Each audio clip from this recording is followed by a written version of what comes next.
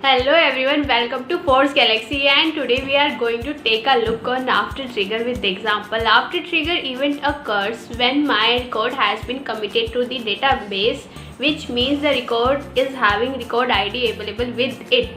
After trigger are used to access the field value which are set by the system like record ID, last modified date, and to make changes on the related record. So without wasting our time, let's go to our screen and have a look.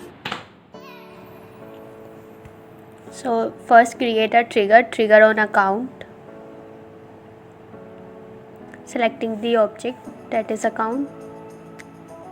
Now creating its handler, as this is always a best practice to create a handler for a trigger, and write our logic in this handler.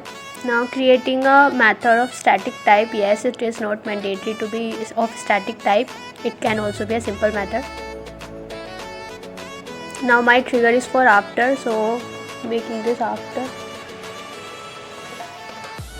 Now putting the condition to make my handler method execute in this particular condition only when my trigger is after and is insert. Then it will going to call my handler method. I can directly access it as it is of static type. Now at the insert time I am having value in trigger.new and trigger.new map, so passing here trigger.new.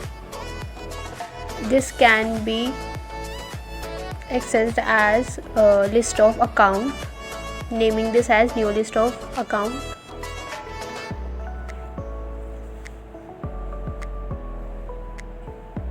Now what we going to do, I'm going to iterate this new list of account over for each loop.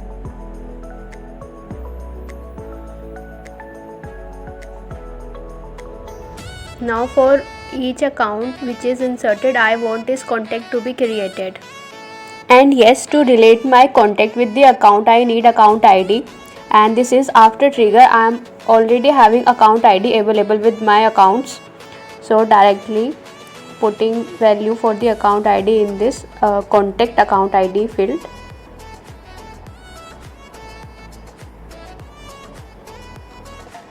Now what I am going to do, I am going to initialize a list. This is of type contact, which is going to hold all the con obj in it. Why I am going to add this inside the loop, as I cannot perform any DML, or we should not perform any DML inside the loop.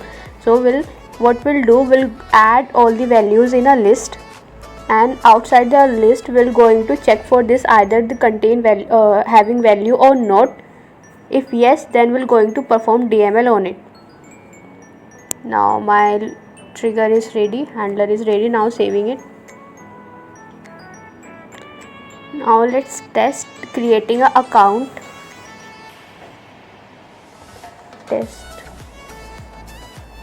hit save. Now as according to my logic, its related contact is created with the detail which I have put in my logic. Till now whatever we have done is for our insert when my account is inserted. Now for update, when my account is updated, what I want, I am having a field update field on my account. Whenever I check this checkbox, I want is related contact field, that is description, to be updated. So let's write a logic for after update. Now I'm going to add my update condition in this if condition, so that my controller handler method should execute on both update and insert.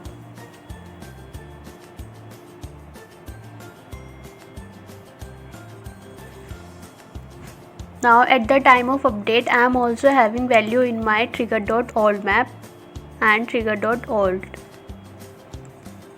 and getting this as a map of ID and account. Now in our method, I am going to separate my insert and update logic on basis of old map. So when my old map is null, this means it is for the insert call. So going to execute this inside this condition, and if my all map is not null, and now what I want, this contact field, this account field update is checkbox is true. If its checkbox is true, then only I want this condition, update condition, to fire. So what I am going to do, I am going to check the value for the old map. Old map will going to give me the value before the change, before my field value has been updated. So now first checking that its old map value and its new value are not equal. This means yes, my value has changed for this particular field, and the change one, that is the new one, is equals to true. This means my checkbox is true. Now for this condition only I want my update trigger to fire. Now initializing a set where I am going to collect my all of the account ID for this condition. All the account who are satisfying this condition, I am going to add them in this set of account IDs.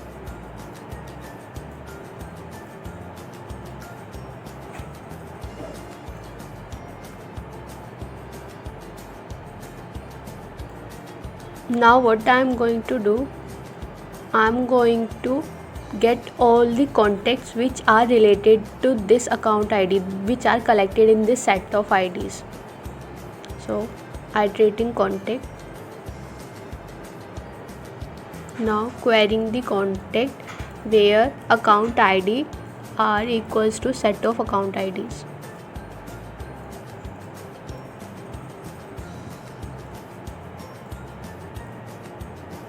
Now this obj_con one by one going to give me all the contacts where account IDs are added in the set of account IDs. So now what I want, simply just want their description field to be updated with some text like account field updated to true. Now again I am going to initialize a list to hold all this obj_con so that I can perform DML outside my loop. Now adding all the variables, all the obj_con in this list, and now outside loop I am going to check for this list either it contains value or not. If yes, then it will going to update this particular list.